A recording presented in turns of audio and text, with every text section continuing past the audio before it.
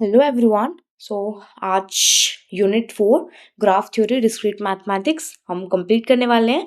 One shot video रहेगी and काफ़ी important and helpful रहेगी आपके एग्जाम के लिए। तो सबसे पहले हम कुछ बेसिक सी बात कर लेते हैं जो हमें पूरी की पूरी डीएम में जो हमें ग्राफ थ्योरी में जो हमें पढ़ना है वो हमारे पास है कुछ वर्टिसेस एंड एजेस के बारे में। वर्टेक्स जो होती है, वर्टेक्स मीन्स पॉइंट्स या कह लो जॉइंट्स, एंड एजेस जो होती है हमारी वो हम कह सकते हैं ब्रांचेस या फिर लाइंस। फॉर एग्जांपल डायग्राम से देखते हैं। ये हमने एक डायग्राम बना लिया। इसमें हमारे पास 4 वर्टेक्स है, V1, ये V2, ये V3 एंड ये V4।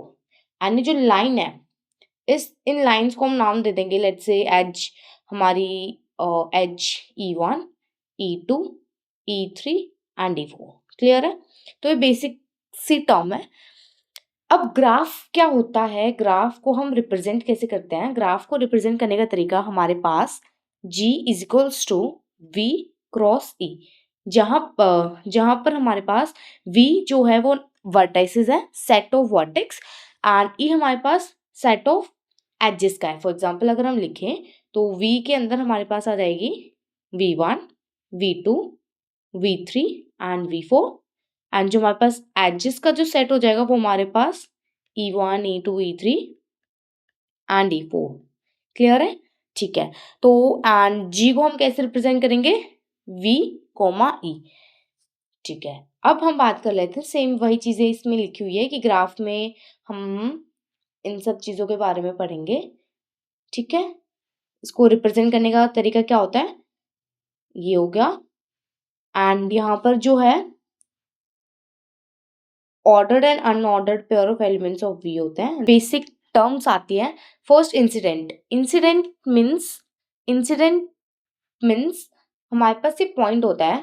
Incident point means for example अगर हमारे पास ये है तो यहाँ पर जो हमारी एज एंड वर्टेक्स आपस में मीट हो रही है, तो ये हमारा इंसिडेंट पॉइंट है। ये हमारा इंसिडेंट पॉइंट है। नेक्स्ट हम एडजेसेंट वर्टेक्स, मतलब जो आपस में connected by an edge in a graph, any pair of vertex that is connected by an edge in a graph, तो हमारा adjacent vertex। isolated vertex means उसके आसपास कोई adjacent या फिर कोई दूसरी vertex उसके साथ कनेक्ट नहीं है। Next undirected graph and directed graph. Directed graph means हम डायरेक्शन दे देते हैं। फॉर एग्जांपल हम V1 से V2 जा रहे हैं तो हमने एक डायरेक्शन दे दी, एक पर्टिकुलर डायरेक्शन दे दी, तो ये हमारा डायरेक्टेड ग्राफ। एंड जो स्टार्टिंग में जो हमने बनाया था, स्टार्टिंग में जो एग्जाम्पल बनाया था वो अनडायरेक्टेड ग्राफ का ही एग्जाम्पल था। Next loop. लूप ये कह लो सेल्फ लूप, मतलब जो वर्टेक्स है, फॉर एग्जांपल V1 वर्टेक्स है एंड आपस में ही, मतलब इसका and point, same and point पर जब ये जा रही है तो हमारी क्या कहेंगे, सेल्फ लूप हो जाएगी। नेक्स्ट मल्टीपल और पैरेलल एजेस। देखो थ्योरी आप पढ़ते रहना, मैं अच्छे से इसको बता देती हूँ। ठीक है, इसको अच्छे से समझा देती हूँ। एंड देखो थ्योरी आप पढ़ते रहना, मैं इसको अच्छे से समझा देती हूँ सो दैट आपको थ्योरी जब आप पढ़ो तो आपको इजीली सब कुछ समझ में आ जाए। अब मल्टीपल और पैरेलल एजेस का मतलब ये होता है, इसी में समझ लेते हैं, इसी डायग्राम में समझ लेते हैं, इजी होगा। जैसे कि मैंने यहाँ से एक एज निकाल दी, यहाँ से अगर मैंने कोई एक एज निकाल दी, इसका मतलब मैंने कोई भी एक एज, लेट्स से E5 हमने निकाल दिया है, तो देखो जो हमारी एज E2 है ना, एज E2 है, उसके जो पॉइंट्स हैं, उसकी जो वर्टाइसेस है, एंड जो हमारी E5 एज है उसके जो वर्टाइसेस है वो देखो सेम है, तो ये हमारे पास पैरेलल एज होंगी। मतलब व्हेन टू और more edges associated with the same end vertices are called parallel edges. फिर नेक्स्ट क्या है हमारे पास, नेक्स्ट नोट देने वाली चीजें, in case of directed edges the two possible edges between a pair of vertex which are opposite in direction are considered distinct, so more than one direct edge is a particular direction. The case of directed graph is considered parallel. ठीक है। अब finite and infinite graph. Finite graph means जब हमारे पास finite number of vertices and edges होगी किसी graph के अंदर तो हमारा फाइनाइट है, एंड इनफाइनाइट होगा तो वो infinite graph. Next order of graph. Order of graph means जब हमारे पास किसी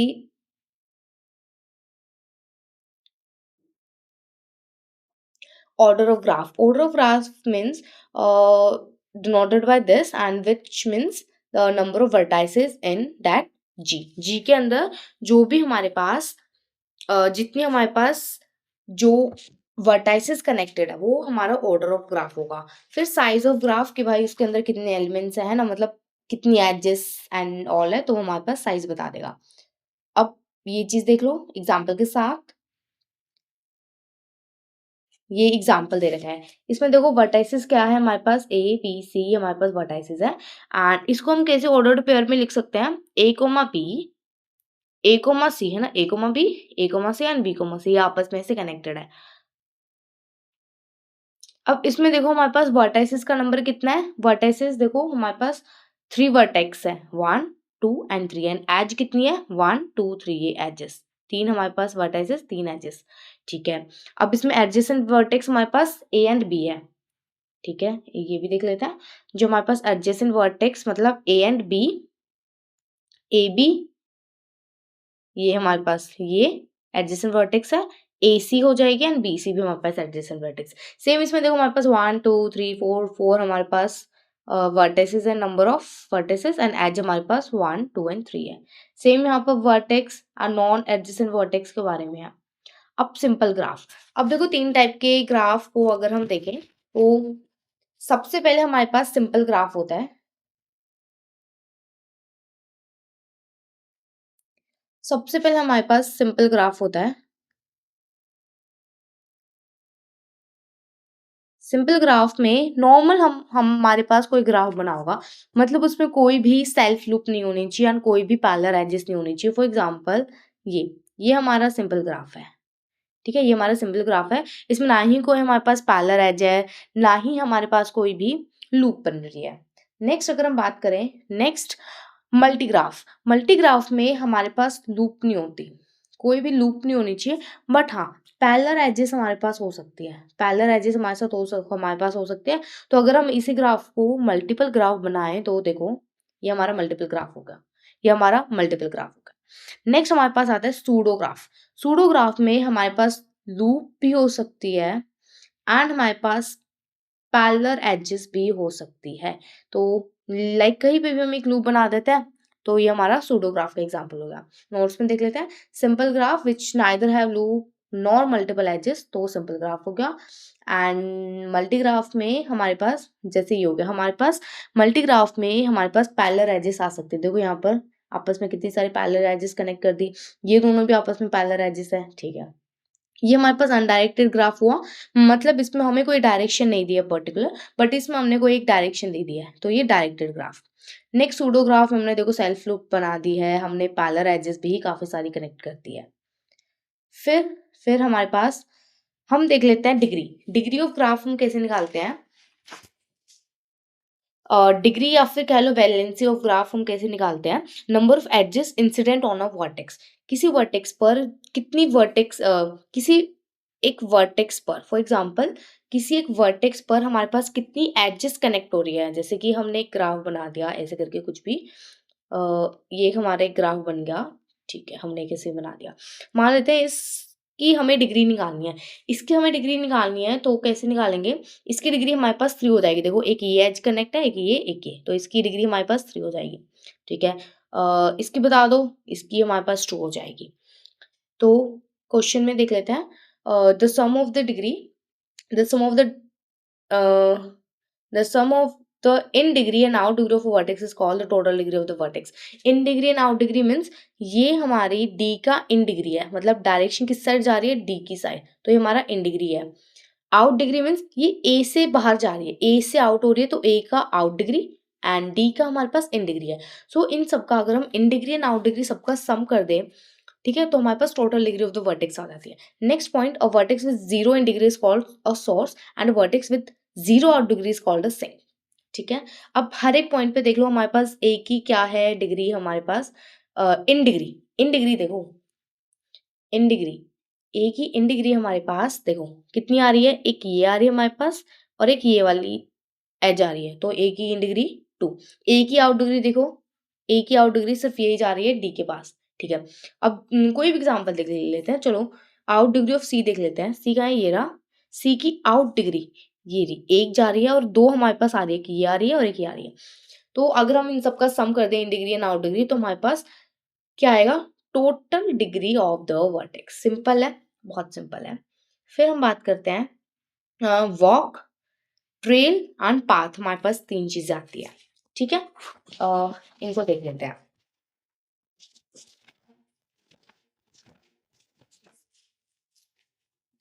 वॉक को हम ऐसे समझ सकते हैं, फॉर एग्जाम्पल हम जैसे पार्क में वॉक करते हैं ना, हम हम वॉक कर रहे हैं।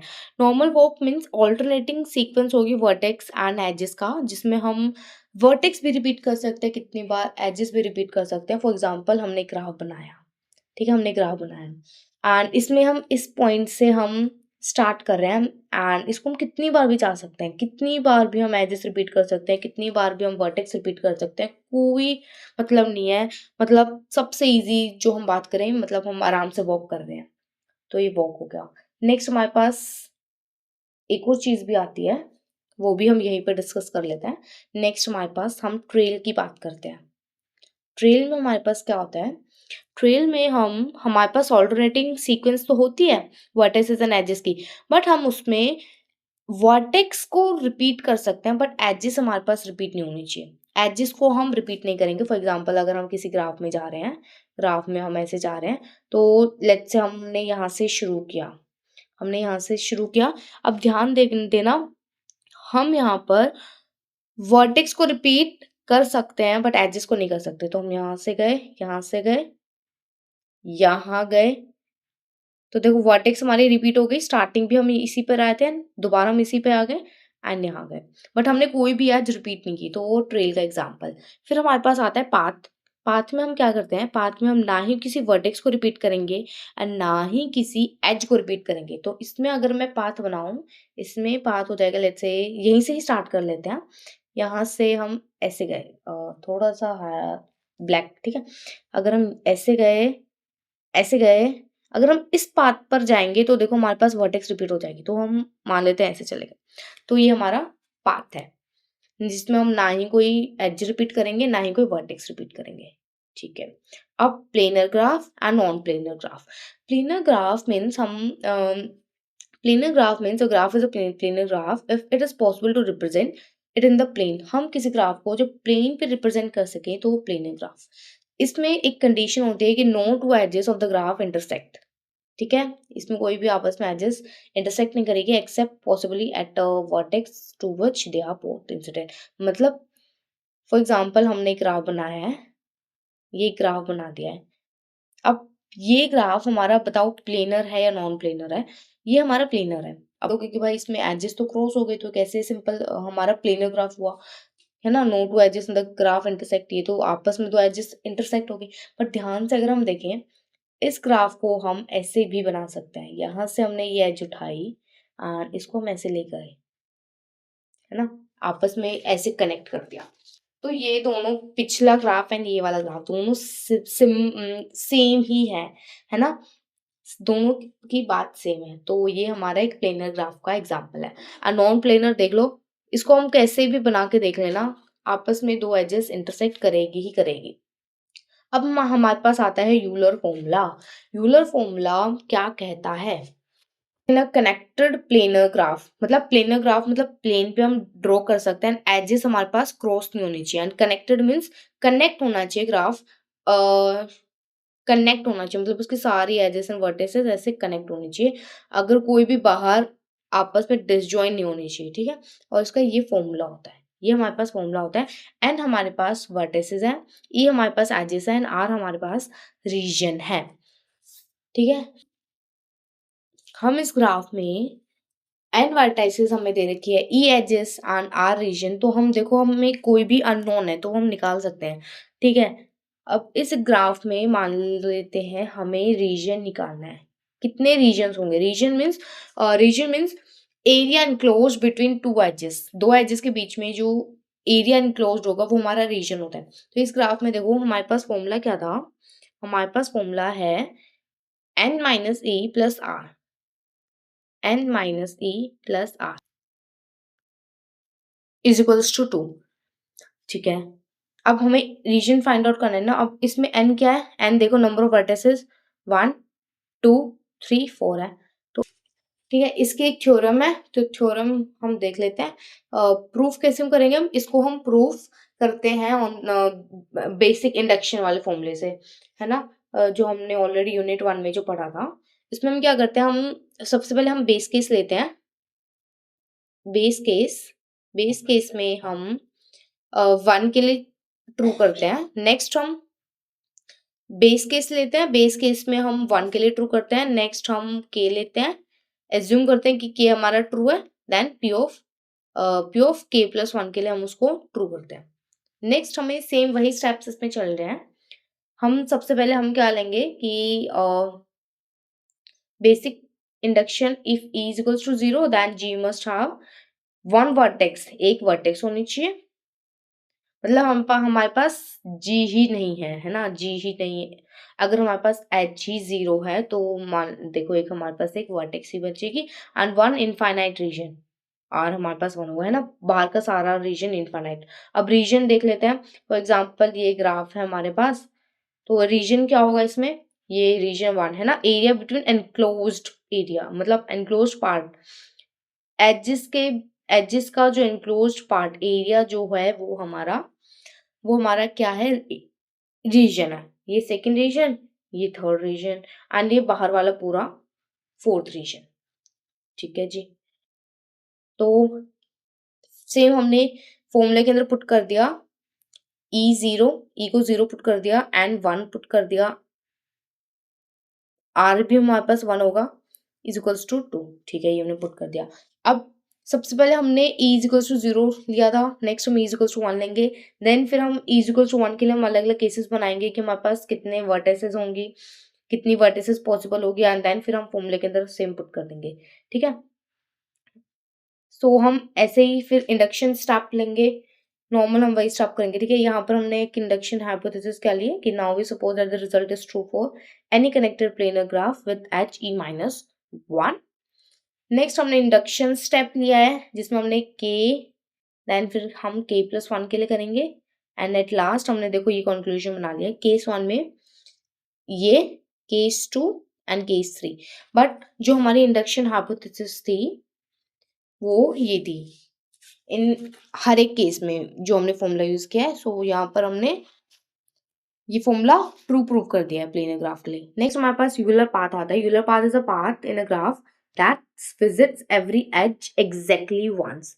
यूलर पाथ में हमारे पास क्या होता है, यूलर पाथ हमारे पास plus trail plus contains exactly two odd vertices। Trail का मतलब ये होता है, trail means alternating sequence of vertices and edges, जिसमें हमारे पास वर्टेक्स रिपीट हो सकती है बट एजेस हमारे पास रिपीट नहीं हो सकती। ठीक है, सेम वही चीज कि हमारे पास हर एक एज सिर्फ एक ही बार आनी चाहिए। वर्टेक्स हम रिपीट कर सकते हैं बट एज हम रिपीट नहीं करेंगे। सेकेंड कंडीशन इज हमारे पास दो और वर्टिसेस होनी चाहिए। फिर हमारे पास यूलर सर्किट क्या होता है, यूलर सर्किट में हमारे पास ट्रेल होना चाहिए, मतलब कि covers all the edges exactly once. And next हमारे पास starting and end point same होना चाहिए। एग्जाम्पल, यूलर सर्किट का एग्जाम्पल, फॉर एग्जाम्पल ये हमने एक बना लिया है। ठीक है, ये हमारे पास ये वर्टेक्स है, ये वर्टेक्स है, ये वर्टेक्स है, ये वर्टेक्स है, ये एंड ये। सर्किट में हमारे पास हमें हर एक एज को कम से कम एक बार कवर करना। यूलर ग्राफ में देखो, यूलर सर्किट में देखो हमें क्या करना है, हमारे पास यूलर सर्किट क्लोज ट्रेल होना चाहिए। क्लोज ट्रेल मीन्स हमारे पास ट्रेल होना चाहिए। ट्रेल मीन्स हमारे पास alternating sequence of vertices and edges, जिसमें हम वर्टेक्स रिपीट कर सकते हैं बट एजेस हमारी रिपीट नहीं होनी चाहिए। एंड नेक्स्ट पॉइंट इज हमारे पास starting point and end point same होना चाहिए। ठीक है, सारे के सारे एजेस कवर होने चाहिए and starting and end point same होना चाहिए। फॉर एग्जांपल हम यहाँ से शुरू करते हैं, हम इस वर्टेक्स से शुरू करते हैं, हम गए ऐसे ऐसे ऐसे ऐसे ऐसे ऐसे हम गए। इसमें यूलर सर्किट में हमें सारे के सारे एजेस भी कवर करनी है, सारी एजेस हमारी कवर होनी चाहिए, ऐसे ऐसे ऐसे, ठीक है, ऐसे गए, गए, यहाँ गए, ऐसे। देखो हमने वर्टेक्स रिपीट कर दिया, तो वर्टेक्स हम रिपीट कर सकते हैं, बट एज हमारी कोई रिपीट नहीं होनी चाहिए। हम ऐसे गए, ऐसे गए, ऐसे गए, ऐसे गए। अब बताओ ये यूलर सर्किट है या नहीं?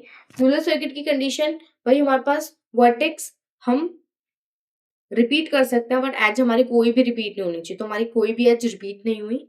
नेक्स्ट हमारे पास सारी की सारी एजेस कवर होनी चाहिए। हाँ देखो सारी की सारी एजेस हमारी कवर हुई है, कोई भी ऐसी एज नहीं है जो हमने कवर ना की हो। लास्ट पॉइंट हमारे पास starting point and end point same होना चाहिए, तो यही से स्टार्ट किया था, यहीं पर ही हम हमारा एंड हो गया। ठीक है, हम कोई भी एज से कोई भी वर्टेक्स हम शुरू कर सकते हैं। ठीक है, तो ये रहा ट्रेल जो मैंने बता दिया है। सर्किट क्लोज ट्रेल हमारा सर्किट होता है, क्लोज ट्रेल वही हमारे पास starting point is equals to end point. जो हमने ये जो हमारा यूलर सर्किट है वो क्लोज ट्रेल है। ठीक है, पाथ ठीक है हमने पहले ही कवर कर लिया था। साइकिल साइकिल मीन्स जो cycle means a path in which only repeated vertexes is in the first vertex is called, मतलब साइकिल बनती है, जैसे एक ट्राइंगल की हमने साइकिल बना ली, ये एक हमारी तो दो साइकिल्स बन गई थी। ठीक है, फिर यूलर पाथ हमारा क्या कहता है, अभी हमने बात की थी यूलर पाथ की, है ना। Euler circuit is a circuit that uses every edge of a graph exactly once। सारे के सारे एज हम कवर करते हैं यूलर सर्किट में। नोट देने वाली बात ये है कि an Euler path starts and ends at different vertex. Euler path हमारा किसी भी वर्टेक्स से शुरू हो सकता है, किसी भी वर्टेक्स पर एंड हो सकता है, वो हमारा यूलर पाथ है। बट यूलर सर्किट हमेशा जहां हमने स्टार्ट किया है वही हमारा एंड पॉइंट भी होना चाहिए। ठीक है, Euler circuit starts and ends at the same vertex. ठीक है, ये बात ध्यान रखना इंपॉर्टेंट है। Next, Euler graph, a connected G is called an Euler graph if there is a closed trail। closed trail means कि हमारे पास वर्टेक्स रिपीट हो सकती है, एज हमारे पास रिपीट नहीं होंगी, है ना, which include every edge of the graph. ठीक है, अब हम बात कर लेते हैं हैमिल्टोनियन ग्राफ। ओपन पाथ होता है प्लस ऑल वर्टाइसेस, मतलब if there exists a closed walk in the connected graph that visits every vertex of the graph exactly once without repeating the edges, then such graph is called a Hamiltonian graph। इसमें ये देखो, if there exists closed walk means, ठीक है, इसमें अगर हमारे पास closed walk अगर आती है किसी भी कनेक्टेड ग्राफ में and that visits every vertex of the graph की हर एक वर्टेक्स हमारी कवर होनी चाहिए exactly once without repeating the edge हमारी रिपीट नहीं होनी चाहिए, तो वो हमारा ग्राफ हैमिल्टोनियन ग्राफ होगा। इसका एग्जांपल ये हो जाएगा, कुछ इस टाइप से जो हम ग्राफ बनाएंगे वो इसका एग्जांपल हो जाएगा। ठीक है, ये हमारा हैमिल्टोनियन ग्राफ है। फिर Hamiltonian circuit means if there exists a walk in the connected graph that visits every vertex of the graph exactly once। हर वर्टेक्स एक बार आनी चाहिए without repeating the edge repeat नहीं होगी and return to the starting vertex पे हम वापस आ जाते हैं, then such walk is called the Hamiltonian circuit. Next, Hamiltonian path means if there exists a walk in the connected graph that visits every vertex of the graph exactly once without repeating the edge, then such a walk is called the Hamiltonian path। फिर हमारे पास connected graph मतलब आपस में जो like ये अभी जितने भी हमने एग्जाम्पल किए थे, जो भी हमने डायग्राम्स बनाए सारे के सारे हमने कनेक्टेड ग्राफ के ही बनाया। डिसकनेक्टेड ग्राफ में हो जाएगा, फॉर एग्जाम्पल हमने ये बना दिया है ना, ये डिसकनेक्टेड ग्राफ है, या इन दोनों को ही देख लो, ये दोनों ग्राफ आपस में डिसकनेक्टेड है, डिसजॉइंट है। ठीक है, a pair of vertices in a graph is a connected pair if there is a path between them. मतलब हर एक, जैसे ये हमारे पास कनेक्टेड ग्राफ है, मतलब हर एक वर्टेक्स के पास पहुंचने का हमारे पास कोई ना कोई पाथ जरूर है ना। And a graph G is connected graph if every pair of vertex in G is connected pair, otherwise it is disconnected graph. अब हम बात कर लेते हैं chromatic number. Chromatic number means the minimum number of colors required to do the proper vertex coloring. ठीक है, chromatic number of graph G is the minimum number of colors needed for proper coloring. That means the minimum number of colors needed to assign color to each vertex of G such that no two adjacent vertices are the same color. मतलब हमें colouring करनी है. For example हमने एक graph बना लिया है, simple सा सबसे इजी ग्राफ हमने बना लिया है. अब हमारे पास कोई भी दो एडजेसेंट वर्टेक्स ऐसे नहीं होने चाहिए जिसका कलर हमारे पास सेम आ जाए. ठीक है, हमारे पास अब कोई भी ऐसी दो वर्टेक्स नहीं होनी चाहिए जिनका आपस में कलर सेम आ जाए. सिंपल है भाई, सबको अलग अलग कलर से कर दो, इसको रेड ब्लू ग्रीन सबको अलग अलग कर दो.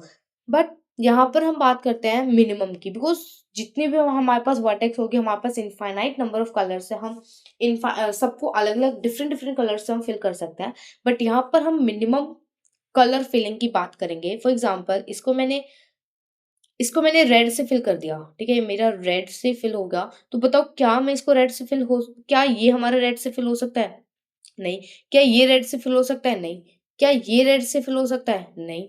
मतलब यहाँ पर तो देखो सारे के सारे डिफरेंट कलर्स ही आएंगे, है ना. यहाँ तो सारे डिफरेंट कलर्स से आएंगे. इसको थोड़ा सा ऐसे बना देते हैं. एक और हमारे पास यहाँ पर वर्टेक्स एग्जिस्ट करेंगे. अब जरा बताओ, अगर मैंने यहाँ रेड से कलर कर दिया, क्या यहाँ रेड से कलर कर सकते हैं? नहीं. क्या यहाँ रेड हो सकता है? नहीं. यहाँ रेड हो सकता है? नहीं. बिकॉज देखो ये आपस में कनेक्ट हो जाएंगे. तो आपस में कोई भी एडजेसेंट वर्टेक्स जो है हमारे पास सेम कलर में नहीं होनी चाहिए. यहाँ हम रेड कलर कर सकते हैं. ठीक है, ये हमने रेड कलर से फिल कर दिया बिकॉज यहाँ हम रेड कलर फिल कर सकते हैं. अब हम यहाँ देखो, यहाँ हमने येलो कलर फिल कर दिया. अब जरा देखो एडजेसेंट वर्टेक्स, देखो यहाँ रेड है, यहाँ येलो है, यहाँ पर हमारे पास रेड है. तो आपस में डिफरेंट डिफरेंट कलर्स हैं. अब बता दो जरा, अब यहाँ हम येलो फिल नहीं कर सकते, बट हाँ यहाँ हम येलो फिल कर सकते हैं. अब यहाँ कोई भी कलर फिल कर सकते हैं, लाइक ग्रीन कर दो, ब्लू कर दो, कोई भी कर दो. तो अब यहाँ आप देख सकते हो हमारे पास कितने नंबर ऑफ एजेस हैं, कितने नंबर ऑफ वर्टिसेस हैं ना. हमने मिनिमम टू कलर्स में, मिनिमम सॉरी थ्री, है ना, red yellow and blue. Minimum हमने थ्री कलर्स में हमने इस पूरे ग्राफ को विथ वर्टाइसेस 5 एंड एजेस कितनी हमारे पास, काउंट कर लेना भाई कितनी सारी एजेस है हमारे पास. 1 2 3 4 5 6 7 8 एजेस में हमने 3 मिनिमम कलर्स में हमने इसको फिल कर दिया. तो सेम वही है हमारे पास क्रोमेटिक नंबर.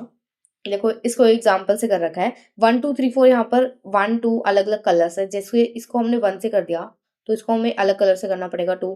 नेक्स्ट देखो 2 एंड 1 हम कर सकते हैं. ठीक है, यहाँ 1 कर दिया, 2 कर दिया, 1 2. तो यहाँ पर हमने देखो हमारे पास 6 वर्टिसेस हैं, तो हमने इसको मिनिमम 2 कलर्स में हमने फिल कर दिया. फिर